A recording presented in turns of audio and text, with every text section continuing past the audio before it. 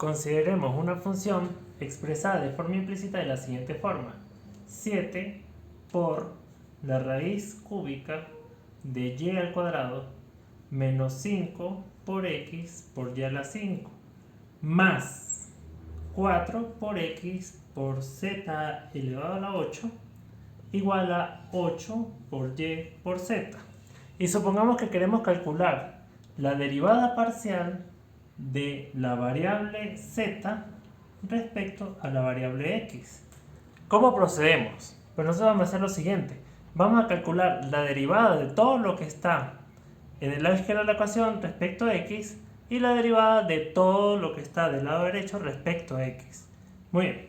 Entonces vamos a tener lo siguiente. La derivada parcial de 7 raíz cúbica de y al cuadrado menos 5 por x por y a la 5 más 4 por x por z a la 8, todo eso respecto a x.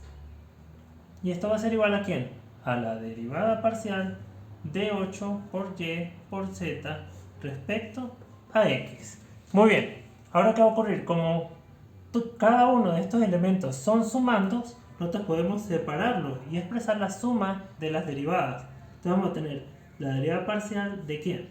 De 7 por la raíz cúbica de y al cuadrado respecto a x menos la derivada parcial de 5 por x por y a la 5 respecto a x más la derivada parcial de 4 por x por z a la 8 respecto a x igual a la derivada parcial de 8 por y por z respecto a x también.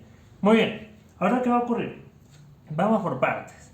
Fíjense lo siguiente, tenemos aquí 7 por la raíz cúbica de y al cuadrado, pero como nosotros estamos calculando la derivada de la variable z respecto a x, entonces estamos fijando la variable y al fijar la variable y, esta se comportará como una constante. Por lo tanto, la derivada de una constante va a ser igual a 0. Entonces tenemos aquí 0 menos, ahora, ¿qué va a ocurrir? Tenemos 5 por x por y a la 5, pero hacer 5 y y a la 5 se van a comportar como una constante, entonces nos queda la derivada de ¿quién? De la variable independiente x por una constante.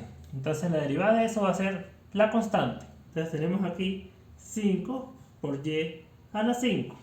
Muy bien, continuamos. Más, ahora fíjense, aquí cambia la cosa, porque tenemos la variable independiente y la variable dependiente z. Entonces, tenemos que aplicar la regla del producto. Entonces vamos a tener ¿quién?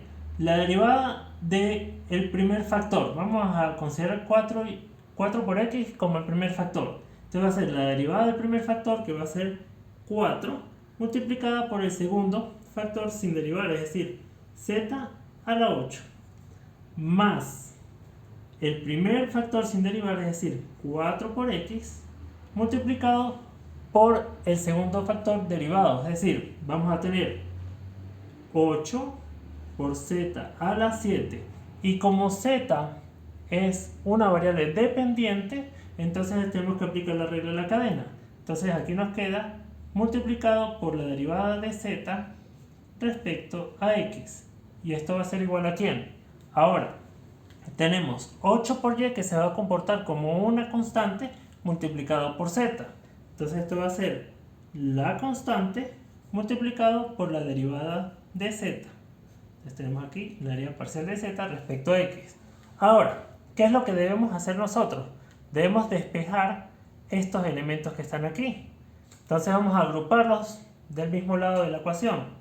Entonces vamos a tener aquí 4x por 8 por z. Esto va a ser 32x z a la 7 multiplicado por la derivada parcial de z respecto a x.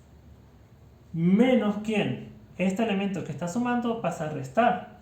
Entonces aquí nos queda 8 por y por la derivada parcial de z respecto a x.